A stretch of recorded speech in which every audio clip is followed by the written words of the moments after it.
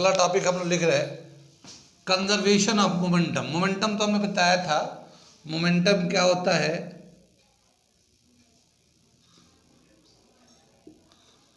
Momentum एक topic था, किया भी था थोड़ा सा, लेकिन आगे हम लोग करने जा रहे हैं कंजर्वेशन ऑफ मोमेंटम। तो उसके हिसाब से देख रहे हैं क्या क्या दे रखा है। मोमेंटम बताया क्या, product of mass and its velocity, product of mass and its velocity is called momentum, and m into v. कोई बॉडी है, अगर उसका मास कितना है, ठीक है, और उसकी वेलोसिटी कितनी है, जितनी उसकी वेलोसिटी है उस वक्त, जैसे मान लो एम यू, यहाँ मास इंटू वेलोसिटी हो गया, थोड़ी देर में उसकी वेलोसिटी बढ़ के फाइनल वेलोसिटी वी हो गया फोर्स लगाने पे।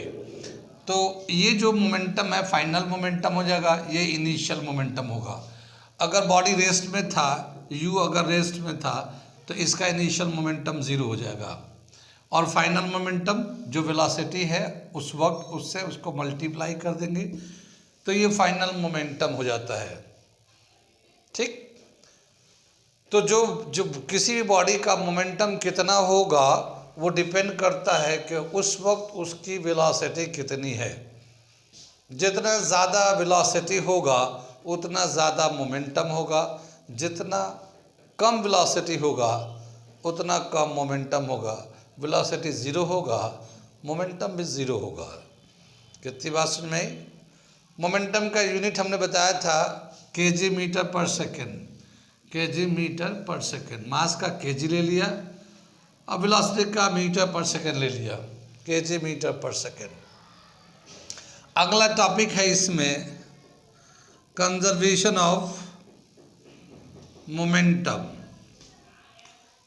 कंजर्वेशन ऑफ मोमेंटम जानते क्या होता है? कंजर्व का मतलब होता है टू प्रोटेक्ट, बचा के रखना, कंजर्व। लेकिन यहाँ पे कंजर्वेशन ऑफ मोमेंटम बताते हैं the total momentum before the collision is equal to total momentum after the collision, total momentum after the collision। ठीक है ना?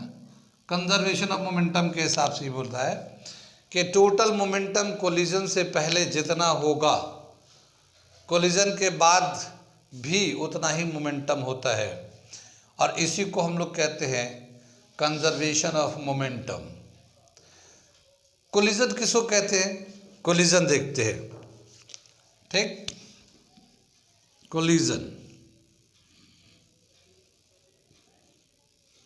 कोलिजन कहलाता है, जैसे एक बॉडी है, इसका मास m1 है, इसकी अपनी वेलोसिटी u1 है अभी इनिशियल।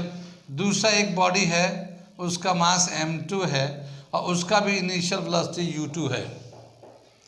मगर हम लोग ये लेते हैं कि u1 जो है ग्रेटर देन u2 है, इसकी वेलोसिटी इससे ज़्यादा है। ठीक, जैसे एक बॉडी आगे चल रहा है, एक बॉडी पीछे चल रहा है, आगे वाली बॉडी की स्पीड कम है, पीछे वाला बॉडी की स्पीड ज़्यादा है, और फिर ज़्यादा वेलोसिटी से चल रहा होगा तो तेज़ी से जा रहा होगा। एक ही लाइन में है तो ये जाने के बाद इससे टकरा जाएगा। जब ये टकराएगा उसी को हम लोग कोलिजन बोलते हैं। लेकिन टकराने के बाद मास तो चेंज नहीं होता, टकराने के बाद मास तो चेंज नहीं होता, मगर उसके वेलोसिटी चेंज हो जाता है। ठीक है, अब वेलोसिटी अगर स्ट्रेट लाइन में चल रहा होगा तो हम लोग बोलेंगे one dimension collision, collision in one dimension, यानी कि सीधे टकराया और अभी भी सीधे सीधे चल रहा है, और टकराने के बाद अगर तिरछा जाएगा तो फिर टू डायमेंशन हो जाएगा। तो कोलिजन जो है यहाँ पे हम लोग ले रहे हैं पहले अभी कोलिजन इन वन डायमेंशन। ठीक है, तो अभी मैं लिखूँगा कोलिजन इन वन डायमेंशन। अब ये जब टकराने के बाद इसकी जो वेलोसिटी है, वेलोसिटी बदल जाएगा, मास तो नहीं बदलता मगर इसकी वेलोसिटी बदल गए। तो हमने ले लिया इसका कि जैसे ये कोलिजन के बाद जो है, ये कोलिजन के बाद इसका मास m1 उतना ही रहेगा, इसका मास m2 उतना ही रहेगा, मगर इसकी वेलोसिटी v1 है और इसकी वेलोसिटी v2 है कोलिजन के बाद। अब इसका जो मोमेंटम होगा इनिशियल फर्स्ट बॉडी का जो मोमेंटम होगा pi, ठीक है, m1 u1, ये इसका इनिशियल मोमेंटम होगा। इसका होगा pi2 m2 u2, इसका मोमेंटम होगा initial momentum.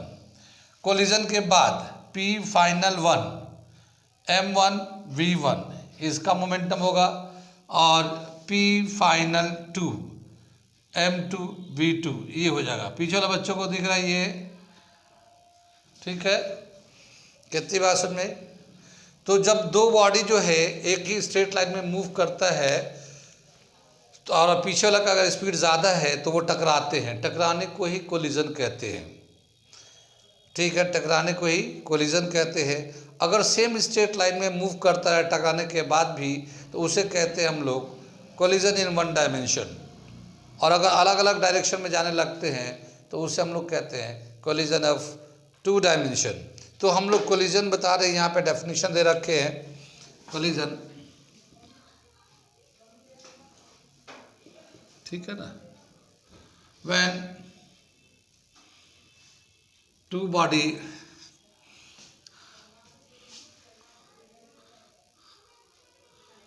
collide to each other, collide to each other, ठीक है ना, collide to each other, known as collision, known as collision, इसे तो कोलिजन कहते हैं। कोलिजन टू टाइप्स के हैं, two types of collision, two types of collision. क्या दे रखा है ये, एक दे रखा है collision in one dimension, and one dimension, और दूसरा है collision in two dimension, collision in two dimension. कितनी बात में, वन डायमेंशन कोलाइड करने के बाद सेम स्ट्रेट लाइन में जाए, टू डायमेंशन डायमेंशन चेंज होगा। कंजर्वेशन ऑफ मोमेंटम के हिसाब से क्या बताया, total momentum before the collision is equal to total momentum after the collision. Collide होने से पहले और कोलाइड होने के बाद जितना भी मोमेंटम हो सेम रहता है, टोटल करेंगे तो। इसके हिसाब से मैं यहाँ पे लिख रहा हूँ, क्या लिख रहा हूँ, ये यहाँ पे लिख रहा हूँ कंजर्वेशन ऑफ मोमेंटम के हिसाब से, टोटल मोमेंटम,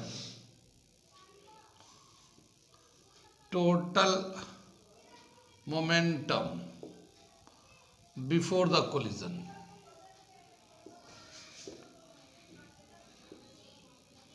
कितना हो जाएगा ये, m1 u1 plus m2 u2, ये तो टोटल मोमेंटम कोलिजन से पहले वाला है, ये उतना हो गया। Total momentum after the collision, total momentum after the collision, after the collision, m1 v1 plus m2 v2, ठीक है ना, ये दे रखा हमारा, ठीक है ना। कंजर्वेशन ऑफ मोमेंटम के अकॉर्डिंग क्या बताया, कंजर्वेशन ऑफ मोमेंटम, ठीक है, m1 u1 plus m2 u2 is equal to m1 v1 plus m2 v2, m2 v2, ये हमारा कंजर्वेशन ऑफ मोमेंटम के हिसाब से हो गया। कितनी बात में, इधर से मिटाते हैं थोड़ा सा, ये तो स्टेटमेंट में था, हमने ये रिलेशन में लिख दिया, ठीक है ना। कोलिजन जो है, जब भी कभी हम लोग दो बॉडी टकराते हैं, ठीक है, तो उसका मास चेंज नहीं होता, मगर उसकी वेलोसिटी चेंज होता है। वेलोसिटी चेंज होने से क्या होता है कि उसका काइनेटिक एनर्जी भी चेंज होता है, उसका काइनेटिक एनर्जी भी चेंज होता है। कोलिजन जो है इनके बेस पे, किनके बेस पे कोलिजन जो है कितने टाइप्स के हैं, वो मैं टाइप्स ऑफ कोलिजन लिख रहा हूँ, ठीक है, यहाँ पे लिख रहा हूँ टाइप्स ऑफ कोलिजन। अभी तो हम लोगों ने डायमेंशन के हिसाब से वहाँ लिखा था कि डायमेंशन अगर सेम स्ट्रेट टाइप में रहता है तो कोलिजन इन वन डायमेंशन कहलाता है, और दो डायमेंशन हो जाते हैं जब दो अलग अलग डायरेक्शन में होते हैं। लेकिन यहाँ पे नेचर यानी मोमेंटम एंड काइनेटिक एनर्जी के बेस पे हम लोग दिखा रहे हैं कोलिजन के types of collision based on momentum and kinetic energy, based on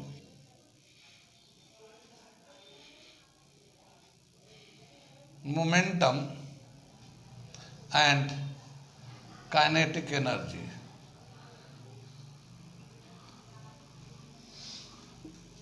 ठीक है,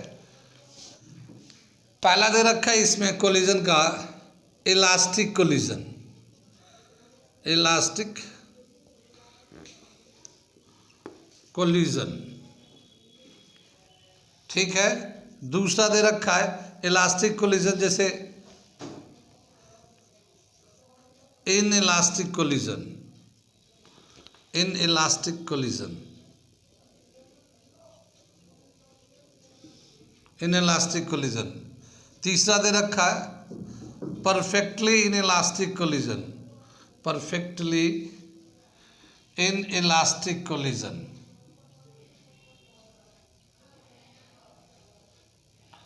परफेक्टली इनइलास्टिक कोलिजन।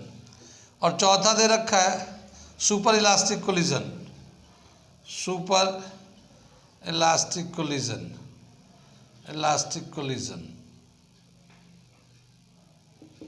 कितनी बात सुन में ये कोलिजन के टाइप दे रखे हैं। ये जो टाइप्स ऑफ कोलिजन है इनमें क्या कैरेक्टरिस्टिक है, elastic, inelastic, perfectly elastic, inelastic, super elastic, क्या होता है, कौन सा एग्जाम्पल है, थोड़ा सा डेफिनेशन लिखते हैं। ये कंजर्वेशन ऑफ मोमेंटम तो है ही है, ठीक है, ये हम मिटा देते हैं फिर बाद में यूज़ करेंगे इसको। तो अब हम लोग एक एक करके डेफिनेशन लिखने जा रहे हैं, थोड़ा सा बताते चल रहे हैं, ठीक है ना। इलास्टिक कोलिजन को कैसे डिफाइन करेंगे, elastic collision,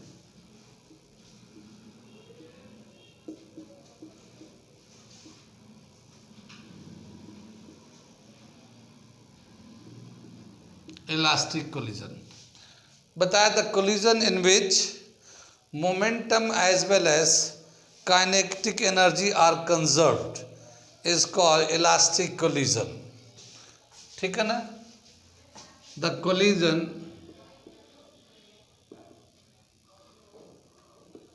in which both momentum and kinetic energy are conserved is known as elastic collision।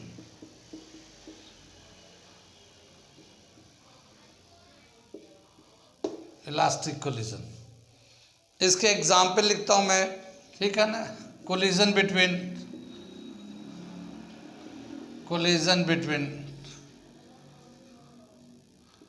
सब एटॉमिक पार्टिकल जानते हैं, सब एटॉमिक पार्टिकल यानी एटम के अंदर जो है न्यूक्लियस होते, न्यूट्रॉन होते, प्रोटॉन होते, इलेक्ट्रॉन होते, उनके अंदर के जो है कोलिजन होगा तो उसको हम लोग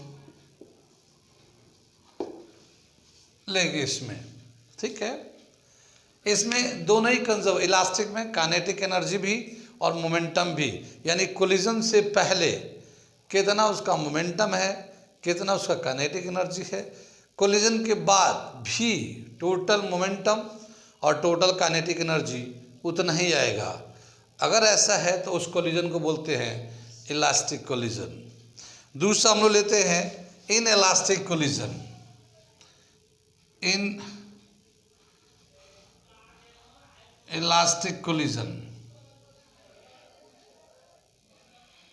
ठीक है ना। Only momentum is conserve but kinetic energy does not remain same before and after the collision, before and after the collision। क्या समझ में आया कि इसमें सिर्फ इन इलास्टिक में सिर्फ मोमेंटम कंजर्व रहता है कोलिजन से पहले और कोलिजन के बाद भी, लेकिन काइनेटिक एनर्जी कोलिजन से पहले जितना होता है कोलिजन के बाद अलग हो जाता है, चेंज हो जाता है, तो उसको हम बोलते हैं इनइलास्टिक कोलिजन। तीसरा जो दे रखा है perfectly inelastic collision, perfectly inelastic collision. ये इनइलास्टिक तो है, ये इनइलास्टिक तो है, इनइलास्टिक का मतलब काइनेटिक एनर्जी चेंज है, लेकिन परफेक्टली इनइलास्टिक का मतलब ये बताया कि जब कोई दो बॉडी कोलिजन से पहले तो अलग अलग होंगे, लेकिन जब कोलाइड होंगे तो दोनों एक दूसरे से कंबाइन हो जाते हैं और फिर एक साथ चलेंगे। जैसे मान लो एक वुडन ब्लॉक है और एक बुलेट उस पर फायर किया गया, तो पता चला कि जो बुलेट है वो लकड़ी के पीस में प्लैंक में चला गया और लकड़ी और बुलेट दोनों एक साथ मूव कर रहे हैं, ठीक है ना। तो वो एक साथ कंबाइन हो जाते हैं। अगर दोनों बॉडी कोलिजन के बाद एक साथ मूव करेंगे तो उनको हम लोग बोलते हैं परफेक्टली इनइलास्टिक कोलिजन। जैसे मान लो एक ट्रक चला जा रहा है, क्या चला जा रहा है, ट्रक चला जा रहा है रोड पे, और हम थोड़ा पहाड़ पे थोड़ा ऊंचाई पे खड़े हैं और हम कूद गए ट्रक के ऊपर, तो फिर ट्रक के ऊपर कूद गए तो ट्रक पे चले गए हम, ट्रक भी चल रहा है हम भी चल रहे हैं, दोनों चल रहे हैं। अब दोनों एक साथ लेकिन हो गए, कंबाइन हो गए, ठीक है। ट्रक है, रिक्शा है, इस तरह के बहुत सारे इवेंट्स होते हैं जहाँ पे दो आदमी एक साथ हो जाते हैं। या फिर मान लो लॉन्ग जंप कर रहे हैं, फिर एक दौड़ते हुए जा रहे हैं और एक दूसरे के कंधे पे कूद गए, दो बच्चे ने, एक होता ना दो बच्चे चले जा रहे हैं, एक छोटा बच्चा आया और उसको कंधे पे उठा लिया ऐसे और उठा के फिर दौड़ते हुए जा रहे हैं, तो कंबाइन कर जाता है। तो क्या बताया कि परफेक्टली इनइलास्टिक में when two body combines together, ठीक है ना, यहाँ पे लिख देते हैं when two bodies combine together after collision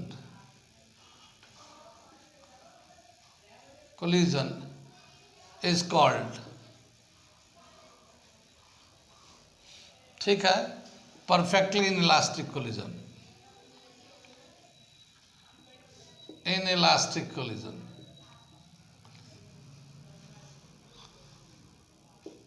ठीक है। और चौथा दे रखा है ये जैसे super elastic collision, super elastic collision,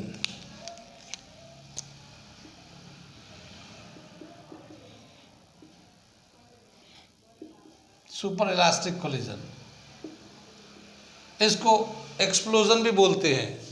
क्या कहते हैं इसको, एक्सप्लोजन भी बोलते हैं। यानी जब कभी कोई पटाखे फोड़ते हैं, जब पटाखे फोड़ते, क्रैकर फोड़ते हैं तो फटता है, तो उस वक्त काइनेटिक एनर्जी जो है ना बढ़ जाता है, काइनेटिक एनर्जी बढ़ जाता है। जैसे हमने यहाँ बताया था इलास्टिक में दोनों कंजर्व रहता है। मोमेंटम काइनेटिक एनर्जी जितना पहले था उतनी बाद में है। इन इलास्टिक में बताया मोमेंटम तो उतना ही रहता पहले या बाद में, मगर काइनेटिक एनर्जी बाद में घट जाता है। ये इन इलास्टिक में हो गया। ये परफेक्टली इन इलास्टिक में क्या, ये भी इन इलास्टिक है, काइनेटिक एनर्जी कम हो जाता है। लेकिन इसमें क्या होता है, दोनों बॉडी एक दूसरे के साथ कंबाइन कर जाते हैं। ऐसे ही ये चौथा दे रखा सुपर इलास्टिक कोलिजन, यानी इसमें काइनेटिक एनर्जी बढ़ जाता, मोमेंटम तो कंजर्व रहता है लेकिन एनर्जी बढ़ जाता है, काइनेटिक एनर्जी। कितनी बात सुन रही। तो ये है 4 तरीके का हमारा कोलिजन। ठीक, बाकी तुमने कोलिजन को बताया है कि अगर 1 डायमेंशन होगा तो कैसा रहेगा, 2 डायमेंशन होगा तो क्या होगा। अब जो हम लोगों ने अभी तक किया है इसके हिसाब से एक रिलेशन निकालेंगे कि जब भी कभी दो बॉडी मूव कर रहा है तो कोलिजन के बाद उसकी जो वेलोसिटी होगी उसका क्या रिलेशन होगा, वो हम करने जा रहे हैं। रिलेशन निकालने जा रहे हैं for elastic collision. For elastic collision, जब कोई दो बॉडी इलास्टिक कोलिजन करेगा तो क्या रिलेशन होगा वेलोसिटी का, वो निकालेंगे। ठीक है, ठीक है, इसे मैं मिटा रहा हूँ। और अब हम लोग रिलेशन निकालेंगे इलास्टिक कोलिजन का। ठीक, ये elastic collision.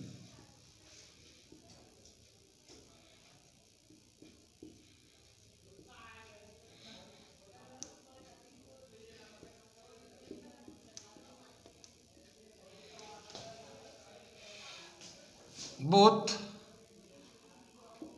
momentum and kinetic energy are conserved।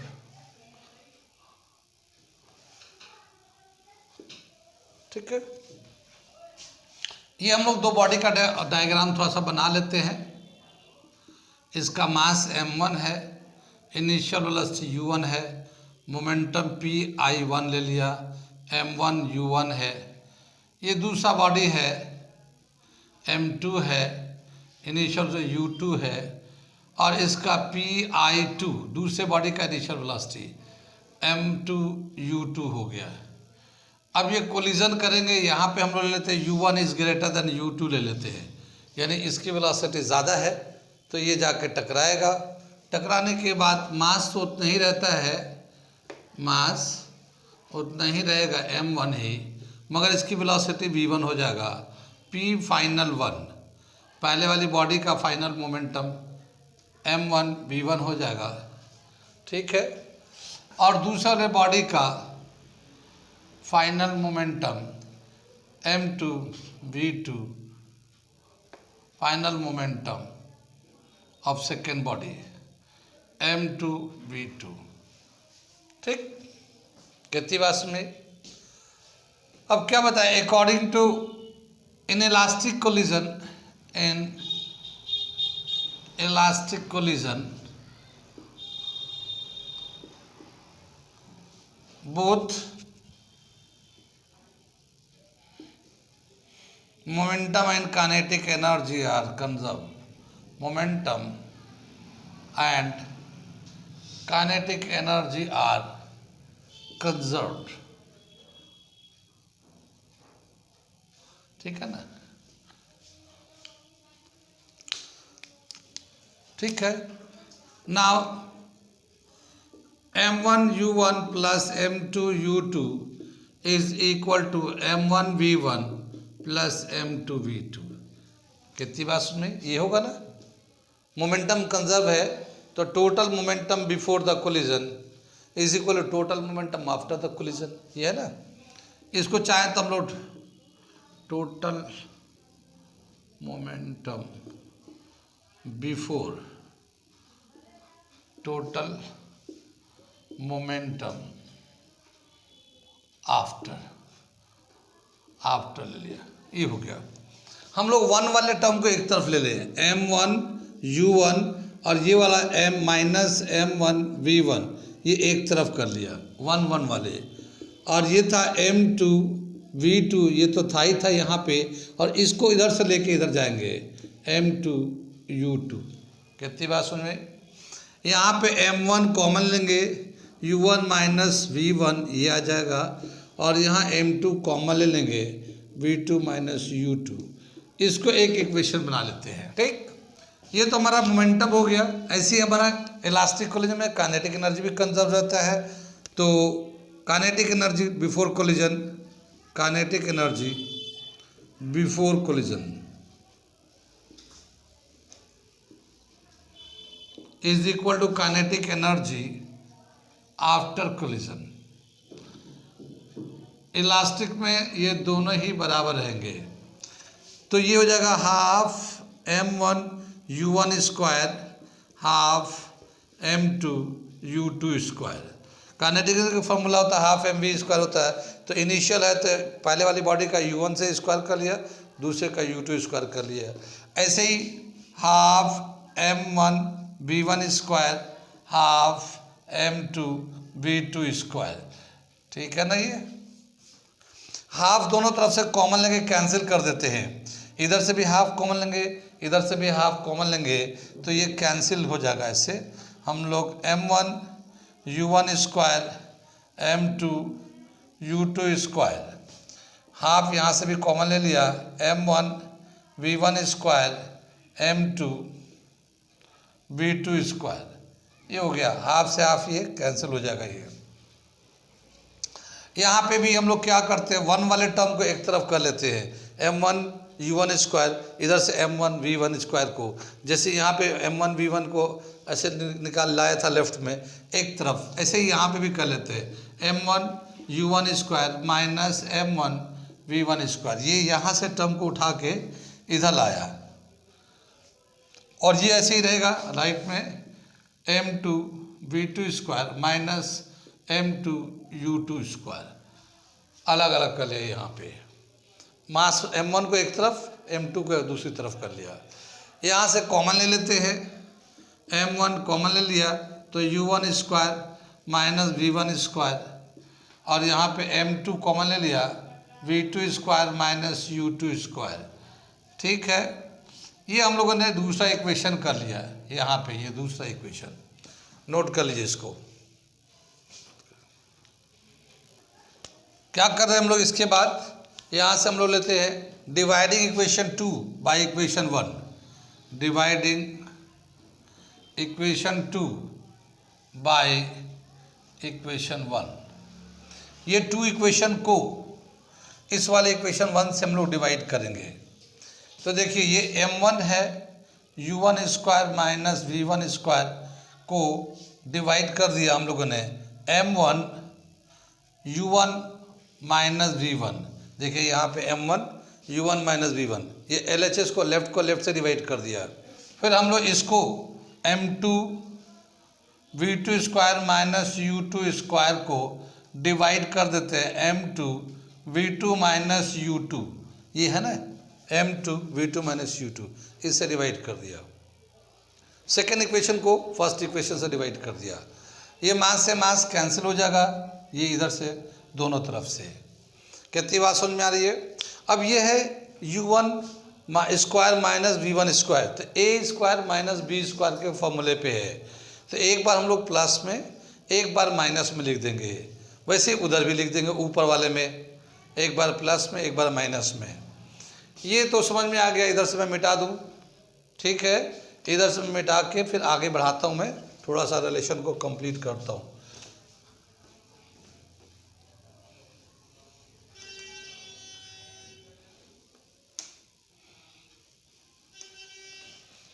ये दे रखा हमारा, वहाँ से लेके आते हैं u1 plus v1 u1 minus v1, ये ऊपर में एक बार प्लस में एक बार माइनस में u1 माइनस v1, नीचे का ऐसे ही लिख दिया। फिर ऊपर में u2 v2 plus u2 v2 minus u2 upon v2 minus u2, ये यहाँ पे आ गया। ये माइनस वाला टर्म कैंसिल हो जाएगा, ये माइनस वाला टर्म कैंसिल हो गया। ये मिला u1 plus v1 is equal to v2 minus plus u2। ठीक है, कितनी बात सुनते। ये हम लोग U2 को इधर ला लेते हैं, U1 minus U2 is equal to V2 minus V1, ऐसे लिख सकते हैं अरेंज करके। इसे U2 को इधर ले लिया, V1 को उधर ले गए हम लोग, ठीक। अब इसे हम लोग बोलते हैं U1 माइनस U2 को बोलते हैं रिलेटिव अप्रोचिंग, यानी जैसे ये बॉडी था ना, ये तो M2 है, इसकी वेलोसिटी U2 है, और ये M1 है, इसकी वेलोसिटी U1 है, तो ये इसकी तरफ जा रहा है, अप्रोच कर रहा है। तो U1 minus V1, U1 minus U2 का जो वेलोसिटी का जो डिफरेंस है, इसको हम बोलते हैं relative approaching velocity before the collision, ठीक है ना। तो इसे हम बोलते हैं relative approaching.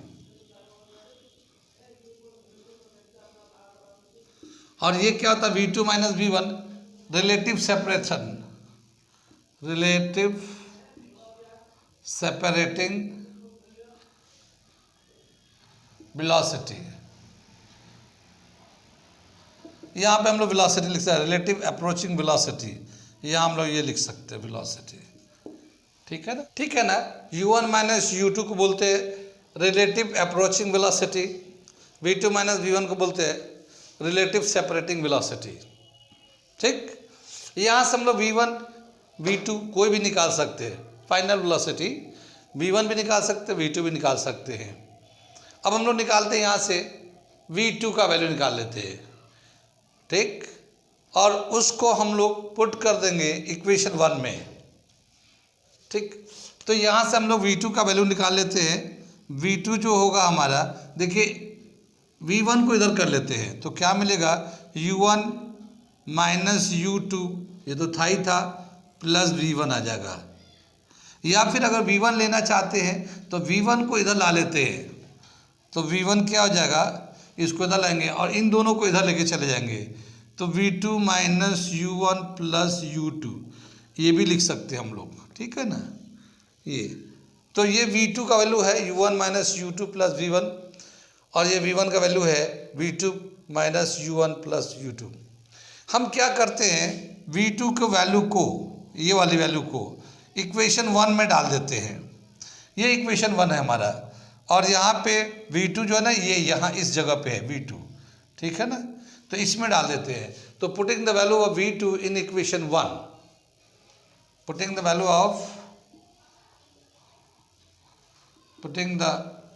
Of V2 in equation 1, equation 1 में डाल देते हैं हम लोग, ठीक। 1 में जब डालेंगे तो ये है M1 U1 minus V1 is equal to M2, और ये V2 की जगह पे हमारा आएगा U1 minus U2 plus V1 and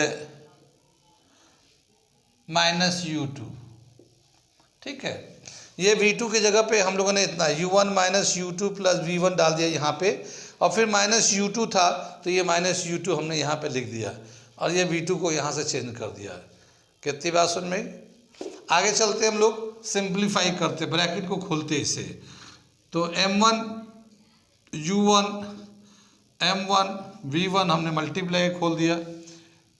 इसे भी करते हम लोग, देखिए M2 से मल्टीप्लाई कर रहे हैं, M2 U1 minus M2 U2 plus M2 V1 और माइनस M2 U2, ये आ गया हमारा, ब्रैकेट खोल दिया।